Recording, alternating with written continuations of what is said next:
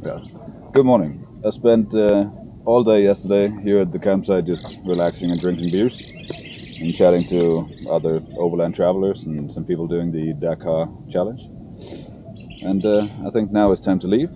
So today I will head into Dakar just because there's one monument I want to see, and basically I don't want to spend much time in the city. But I'll go to Dakar and then I'll go away from Dakar. That's kind of it.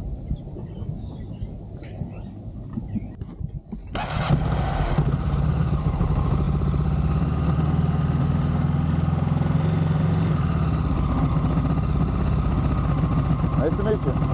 Nice to meet you. Safe travels.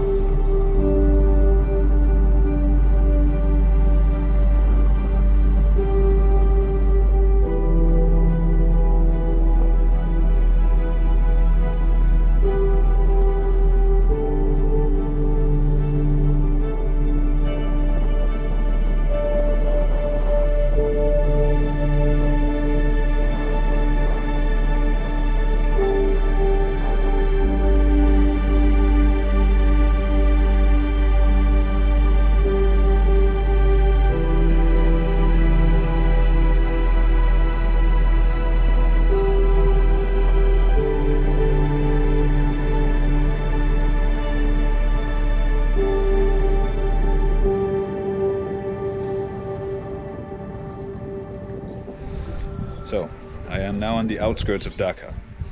I left the camp quite early in the morning because I wanted to get as much riding done as possible before the sun really started baking down. And it has been for the past couple of hours now.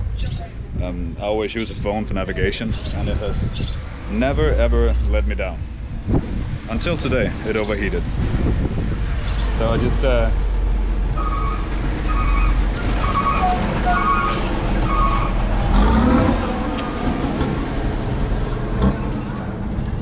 lovely people around here.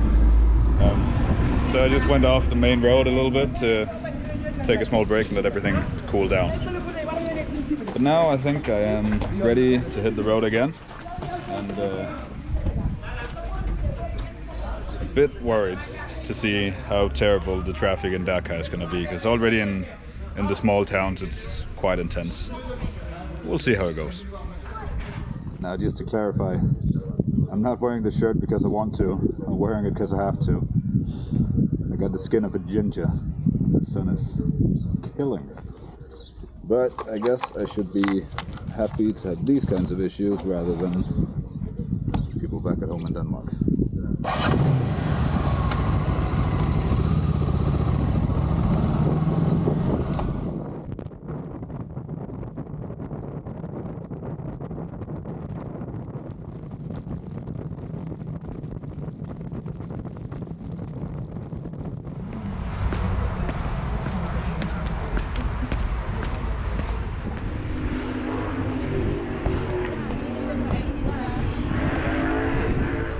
Alright, I made it to the top of the hill with both my lungs and both my legs intact. And from here we have a spectacular view of the city of Dakar.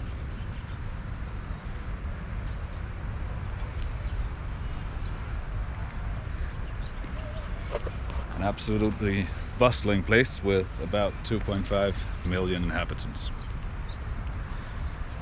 But that wasn't the reason I came to this hilltop, or the reason I came to Dakar for that matter. You see, wherever I go I like to visit old monuments. The bigger and more ridiculous the better. I find them both fascinating and wasteful and sometimes beautiful.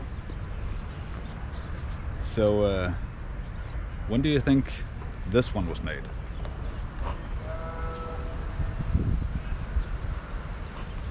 It sort of looks like something which could have emerged from the Soviet Union. The whole style of it. I'm gonna take you for a little walk around.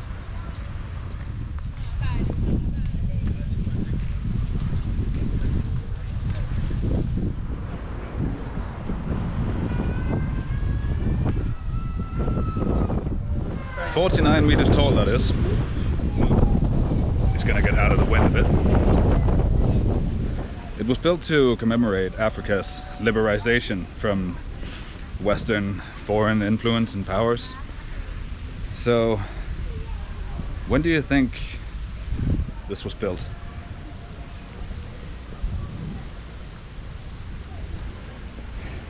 No. It was unveiled in 2010 by the then President of Senegal, President Wade. Definitely I'm not pronouncing that correctly. But there's something even stranger to it.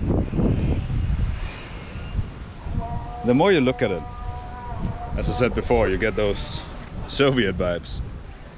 And there's a very good reason for that. See, this statue was not built by the people of Senegal.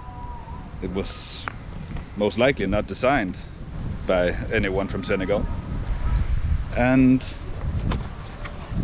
it wasn't even designed or built by anyone from Africa. Actually, it was designed and built by North Korea, who in exchange for this massive monument received, I think, 30-40 acres of land here in Senegal.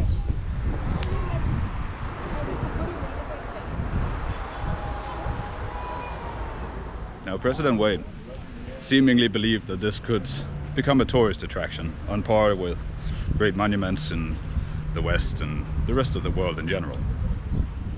And while here are some tourists, it's not exactly crowded.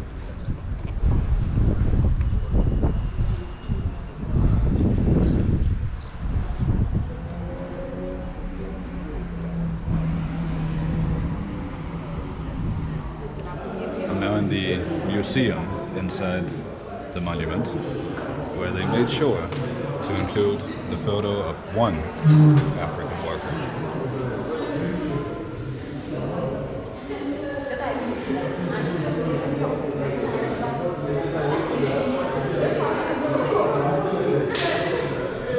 Among a bunch of North Koreans.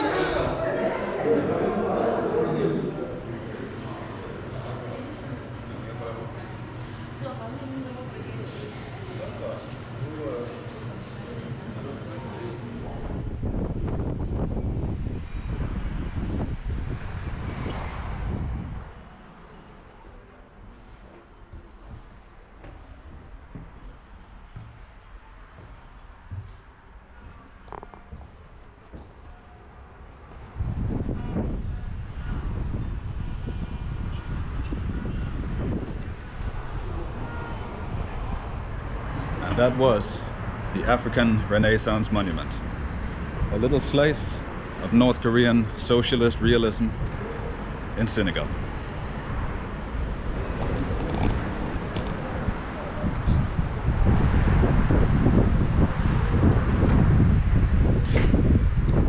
And now I'm quite eager to get back to my bike, because I couldn't find secure parking and I don't have a hotel here. So I just parked it in some random parking lot with most of my stuff on it.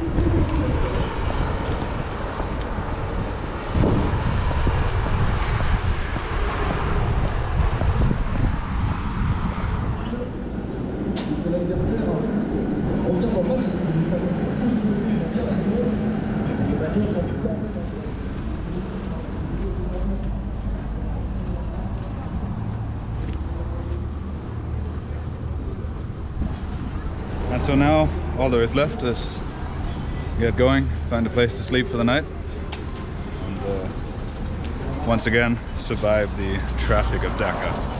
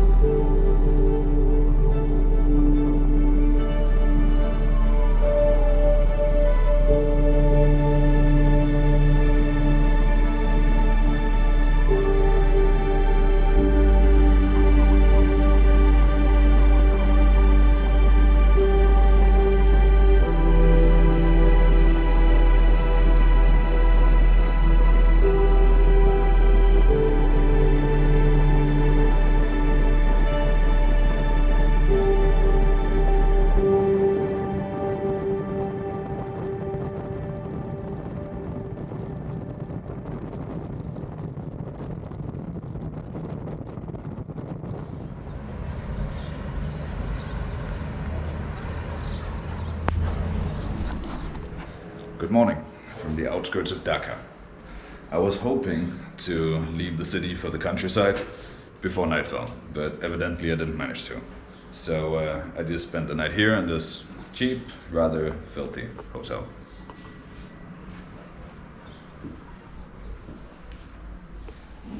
One good thing about the hotels here in Africa though, and I have the same thing in Asia, is that if in any way possible, they will let you put you back inside for the night for safety. Come on.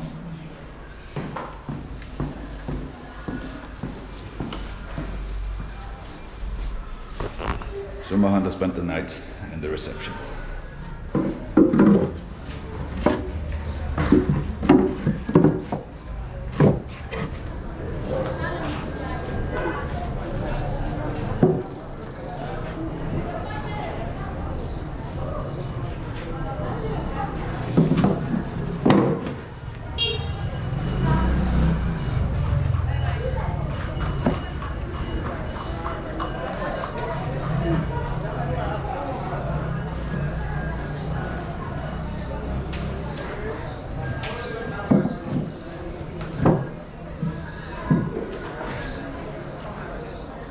That wasn't scary at all.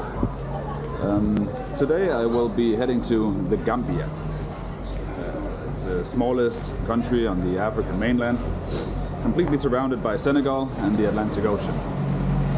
Getting there should be about a 5-hour ride.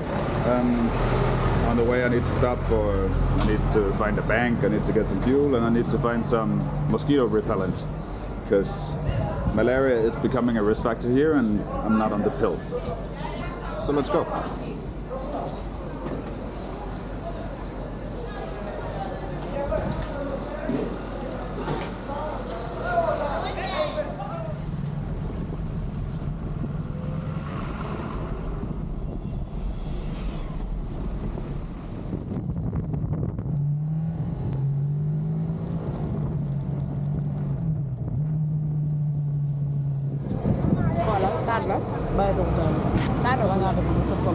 Ça c'est caméra.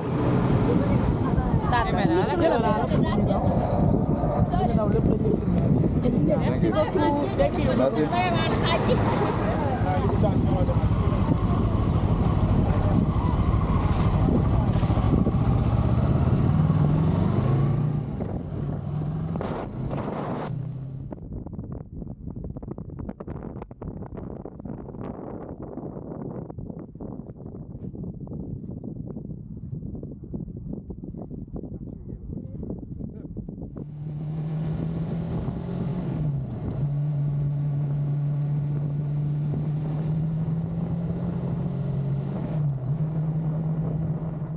It is so hot today. I think my strategy is to ride for an hour and a half, then cool down in the shade of a baobab tree while eating local produce, and then repeat.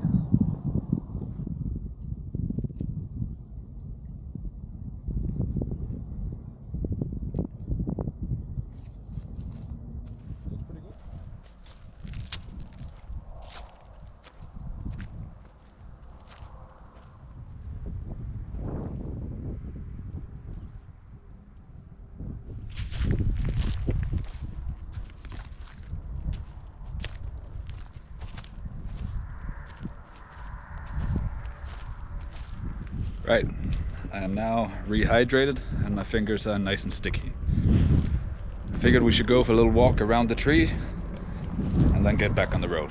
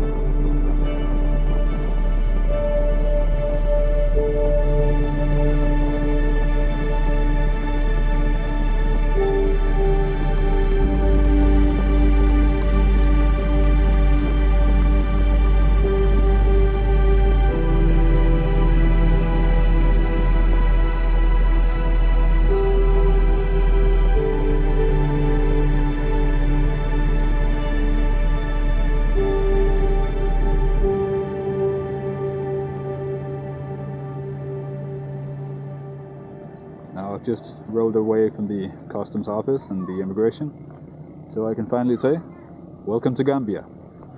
And everything I have is about flat. My cell phone, my GoPro, my 360. I do have my power banks, but I'll save those for the night. So all there is left now is